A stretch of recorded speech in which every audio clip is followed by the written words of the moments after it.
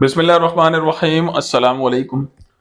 आज की क्लास के अंदर मैं आप लोगों को फाइंड आउट करना सिखाऊंगा कि हम किसी भी किस्म की इलास्टिसिटी जब हम फाइंड आउट करते हैं वो किस तरीके से और किस फॉर्मूले के जरिए से जो है वो हम फाइंड आउट करते हैं। अब वो इलास्टिसिटी हमारे पास प्राइस इलास्टिसिटी ऑफ डिमांड हो, क्रॉस इलास्टिसिटी ऑफ डिमांड हो या फिर इनकम इलास्टिसिटी ऑफ डिमांड हो, तो उस सिचुएशन के अंदर हम किसी भी चीजों को फाइंड आउट जो है वो किस तरीके से करते हैं। तो सबसे पहले हम यहां पर बात करते हैं प्राइस इलास्टिसिटी ऑफ डिमांड की। Price elasticity of demand, price elasticity of demand basically हमारे पास जो इसका फॉर्मूला होता है, प्राइस इलास्टिसिटी ऑफ डिमांड का हमारे पास फॉर्मूला होता है percentage change in demand divided by percentage change in price. ये हमारे पास बेसिक फॉर्मूला होता है प्राइस इलास्टिसिटी ऑफ डिमांड का, क्योंकि यहां पर हम किसी भी किस्म की प्राइस की जो चेंजिंग है वो यहां पर इस परसेंटेज के अंदर से जो है वो फाइंड आउट करते हैं, तो इससे हमें प्राइस इलास्टिसिटी ऑफ डिमांड जो है वो पता लग जाती है। तो अब यहां पर हम प्राइस इलास्टिसिटी ऑफ डिमांड देखते हैं कि हमारे पास यहां पे 5 कंडीशन जो है वो प्राइस इलास्टिसिटी ऑफ डिमांड की इसके जरिए से फाइंड आउट हो सकती हैं। Number 1, price elasticity of demand जो है वो आपकी ग्रेटर देन 1 है, या फिर प्राइस इलास्टिसिटी ऑफ डिमांड आपकी लेस देन 1 है, प्राइस इलास्टिसिटी ऑफ डिमांड आपकी इक्वल टू 1 है। ये हमारे पास इसके जरिए से चीजें जो हैं वो हम फाइंड आउट कर सकते हैं। अब इसके अंदर दो और भी कॉन्सेप्ट हमारे पास आते हैं, price elasticity of demand infinite है, या फिर प्राइस इलास्टिसिटी ऑफ डिमांड हमारी 0 है। अब यहां पे हम इन पांचों केसेस के हवाले से आपको प्राइस इलास्टिसिटी ऑफ डिमांड जो है वो फाइंड आउट करके बताएंगे। सबसे पहले हम ये देखते हैं कि परसेंटेज चेंज इन डिमांड जो है वो कैसे फाइंड आउट होती है। तो सबसे पहले हम परसेंटेज चेंज इन डिमांड ये फाइंड आउट कर रहे हैं। डेल्टा डी का मतलब यहां पे डेल्टा का साइन आपके पास चेंज इन डिमांड का कॉन्सेप्ट रखता है। तो यहां पे हम formula change percentage change in demand का फॉर्मूला आपके पास होगा change in demand divided bye basic demand multiply by 100। और इसी तरीके से हमारे पास परसेंटेज चेंज इन प्राइस का भी यही फॉर्मूला होगा, change in price divided by basic price multiply by 100। अब इसी तरीके से हम पहले परसेंटेज फाइंड आउट करेंगे और फिर हम देखेंगे कि परसेंटेज में से जो हमारे पास इक्वेशन आ रही है उसमें आंसर हमारे पास किस वाली इक्वेशन के अंदर जो है वो फॉलो कर रहा है। ये ग्रेटर देन 1 आपके पास जो आती है ये इलास्टिक डिमांड के अंदर होती है। Price elasticity of demand less than 1 जो है ये आपके पास इन इलास्टिक डिमांड के अंदर होती है। ये आपके पास यूनिटरी इलास्टिक डिमांड के अंदर होती है। ये आपके पास परफेक्टली इलास्टिक डिमांड के अंदर होती है, और ये आपके पास परफेक्टली इन इलास्टिक डिमांड के अंदर ये सिचुएशन पेश आती है। अब मैं एक एग्जांपल आपके सामने लिख रहा हूं, एक ही मैं आपको एग्जांपल इसके अंदर सॉल्व करके दिखाऊंगा। एग्जांपल के अंदर मैं एक शेड्यूल बना रहा हूं। फॉर एग्जांपल हमारे पास एक गुड की प्राइस मौजूद है और दूसरी हमारे पास उसकी डिमांड मौजूद है। ये दो चीजें आपके पास क्वेश्चन के अंदर जो है वो मौजूद है। सपोज करते हैं प्राइस हमारे पास उस गुड्स की थी 10 और वो 10 के बाद वो प्राइस चेंज हो गई 12 पे। जब प्राइस हमारे पास लॉ ऑफ डिमांड का कॉन्सेप्ट है कि जब हमारे पास प्राइस इंक्रीज होती है तो हमारी डिमांड जो है वो डिक्रीज हो जाती है। तो 100 से फॉर एग्जांपल हमारी डिमांड हो गई 90। हमारी डिमांड 100 से 90 हो गई, प्राइस 2 रुपए बढ़ी तो डिमांड जो है वो 10 kg डिक्रीज हो गई। अब हमने ये देखना है कि ये प्राइस और डिमांड का जो आपस में रिलेशन है ये क्या कितना रिलेशन हुआ, कि क्या जितने परसेंट हमारी प्राइस में इजाफा हुआ क्या उतनी परसेंट ही डिमांड में इजाफा हुआ या उससे कम हुआ। तो वो हम प्राइस इलास्टिसिटी ऑफ डिमांड का फॉर्मूला अप्लाई करेंगे। लेकिन सबसे पहले हम change in percentage change in demand और परसेंटेज चेंज इन प्राइस के फॉर्मूलाज अप्लाई करके देखेंगे। तो सबसे पहले परसेंटेज चेंज इन डिमांड का फॉर्मूला मैं यहां पे अप्लाई करके देखूंगा, जिसका फॉर्मूला था मैंने आपको ऊपर भी बताया, change in demand divided bye basic demand multiply by 100।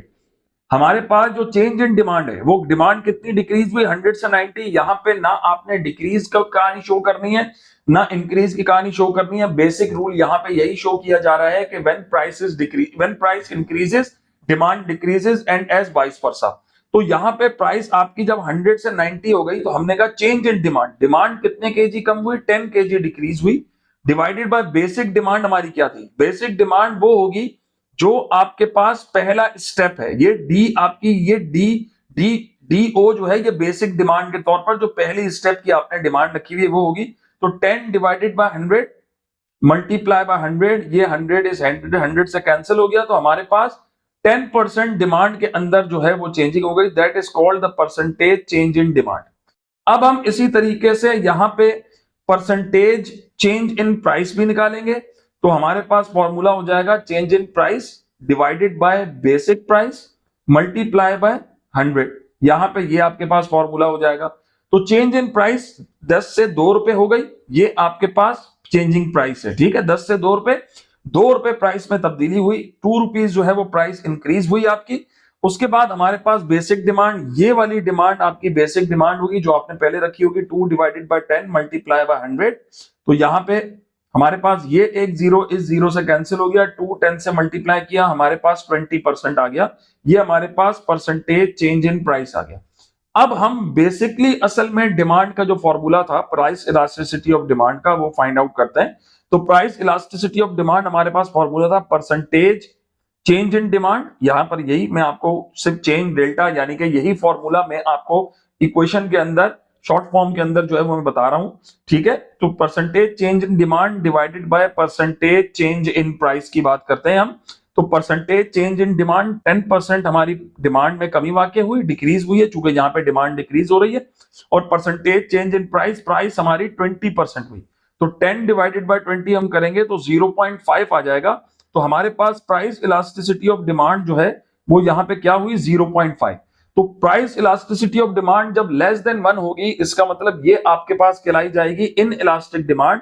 तो हम इसे कह रहे हैं कि ये आपके पास इन इलास्टिक डिमांड जो है वो कहलाई गई है। इसका मतलब हमारी प्राइस में बहुत ज्यादा चेंजिंग हुई लेकिन हमारी डिमांड में इतनी ज्यादा चेंजिंग नहीं हुई। तो हमारे पास इन इलास्टिक डिमांड के अंदर जो एग्जांपल्स आती हैं वो एग्जांपल्स आपकी कहलाई जाती हैं नेसेसिटीज गुड्स के हवाले से, जो रोजमर्रा के इस्तेमाल की चीजें हैं आपकी। तो इस तरीके से आपके पास पेपर के अंदर वो अगर किसी भी किस्म का क्वेश्चन आपके सामने पेश करता है तो आप उस क्वेश्चन के जरिए से उसे आसानी के साथ सॉल्व कर सकते हैं।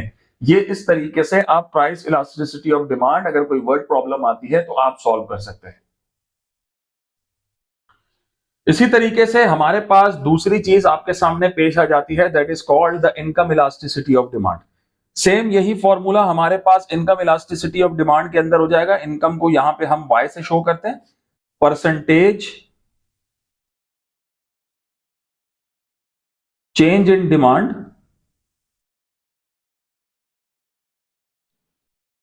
Divided by percentage change in price. अगर हम इसे न्यूमेरिकली जो है वो शो करते हैं तो यहीं पर वही formula percentage change in demand, sorry यहां पे प्राइस नहीं होगी, यहां पे आपके पास कहानी कहलाई जाएगी percentage change in income, pardon, percentage change in demand divided by percentage change in income, ठीक है। एग्जांपल्स हमारे पास उसी तरीके से हो जाएगी, बस यहां पे प्राइस के अलावा आपके पास एग्जांपल के अंदर इनकम होगी और दूसरी चीज आपके पास डिमांड होगी।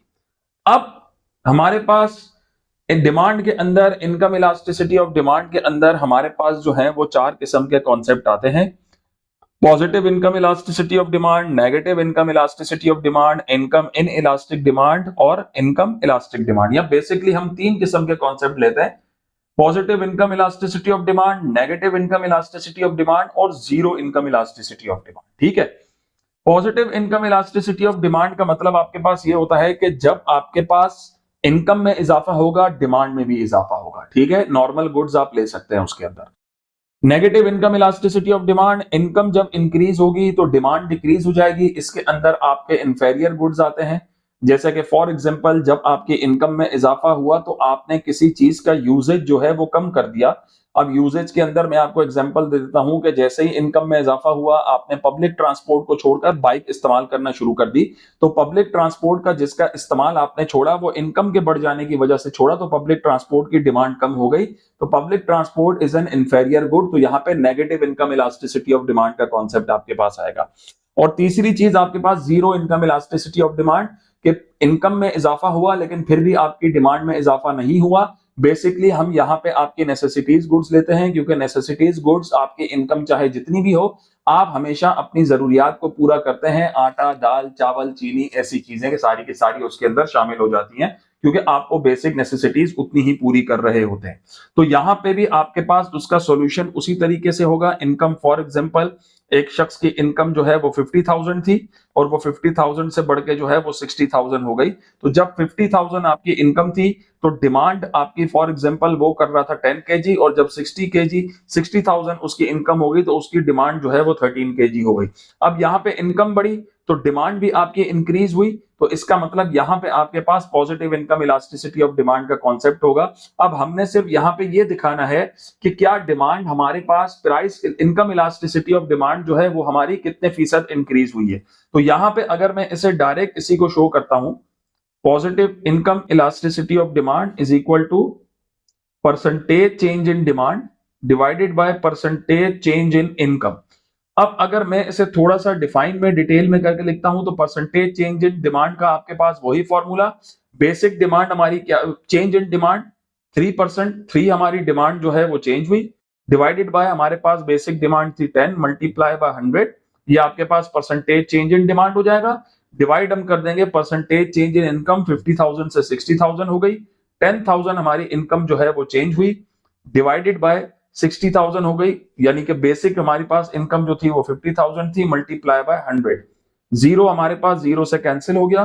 तो इसका मतलब हमारे पास change in percentage change in demand जो है वो 30% चेंज हुई, और जो हमारी इनकम में इजाफा हुआ वो 5 इससे कट कैंसिल हो गया, 5 1 जा 5, 5 2 जा 10 हो गया, 10 2 जा ये आपके पास 5 1 जा 5 एंड 5 2 जा 10, तो आपके पास 10 2 जा 20% जो है आपकी डिमांड में इजाफा हुआ और इनकम में इजाफा हुआ। तो 30 डिवाइडेड बाय 20 हम करेंगे, दैट इज 1.5। तो elasticity income elasticity of demand is more than 1। तो इसका मतलब ये हुआ कि हमारी डिमांड जो है हमारी इनकम के मुकाबले में आधा गुना ज्यादा हमने बढ़ा दी है। ठीक है, तो इस तरीके से इस कॉन्सेप्ट के साथ हमेशा ये डिमांड आपकी इनकम के मुकाबले में ज्यादा से ज्यादा 1 होनी चाहिए। इसका मतलब जितनी आपकी डिमांड इंक्रीज हुई है उतना ही, जितनी आपकी इनकम इंक्रीज हुई है उतना ही आपकी डिमांड में चेंजिंग हुई है। इसी तरीके से हमारे पास तीसरी elasticity that is called cross elasticity of demand. Cross elasticity of demand is just like हमारे पास दो चीजों के दरमियान जो है वो कंपैरिजन होता है, कि अगर हमारे पास एक चीज की प्राइस में इजाफा होता है तो उससे दूसरी चीज की डिमांड में इजाफा हो जाता है, और ये हमेशा होता है अल्टरनेट गुड्स के अंदर। अल्टरनेट गुड्स के अंदर जो है ये हमारे पास तब्दीलियां रोनुमा होती हैं, just like beef and chicken और इस तरीके की चीजें आप इसके अंदर कह सकते हैं। मैं अगर इसे न्यूमेरिकली शो करता हूं तो हम इसे इस फॉर्मूले के मुताबिक जो है वो कर सकते हैं, cross elasticity of demand is equal to percentage change in demand. किसी भी आप इस गुड्स को ले लेते हैं, फॉर एग्जांपल गुड्स ए आप इसे नाम दे देते हैं, और यहां पे हम कर देते हैं percentage change in price of goods B. Solution आपका इसी तरीके से होगा, एक तरफ आप प्राइस रखेंगे एक गुड्स की, दूसरी तरफ आप डिमांड रखेंगे दूसरे गुड्स की। अब प्राइस एक गुड्स की इजाफा होगा तो डिमांड दूसरे गुड्स की बढ़ जाएगी। इसी तरीके से इसी फॉर्मूले के मुताबिक फिर आप अंदाजा लगा सकते हैं कि जितनी इलास्टिसिटी ऑफ डिमांड जो है वो इनकम प्राइस में तब्दील हुई है, क्या उसी हिसाब से हमारी डिमांड बढ़ी है। सो यहां पर भी आप इसी फॉर्मूला के through income less than equal to unity, less than unity, more than unity, यानी कि more than 1, less than 1, greater than 1 या इक्वल देन 1, ये सारी की सारी चीजें आप यहां पर फाइंड आउट कर सकते हैं। मैं एक एग्जांपल लिख देता हूं, फिर उसी के हिसाब से आप इसे खुद सॉल्व कीजिएगा। जैसे कि फॉर एग्जांपल मैं यहां पे लिख रहा हूं प्राइस ऑफ बी, ठीक है। और यहां पे मैं आपके सामने एक एग्जांपल दे रहा हूं, डिमांड ऑफ ए, क्योंकि डिमांड हमने गुड्स ए को ऊपर रखा है, तो प्राइस हम एक की लेंगे। फॉर एग्जांपल एक गुड की प्राइस जो है वो 50 से 55 हो गई, और हमारी डिमांड जो है एक गुड की प्राइस में इजाफा हुआ, तो डिमांड दूसरे की बढ़ गई 10 से 11 हो गई। फॉर एग्जांपल 10 केजी से 11 केजी हो गई।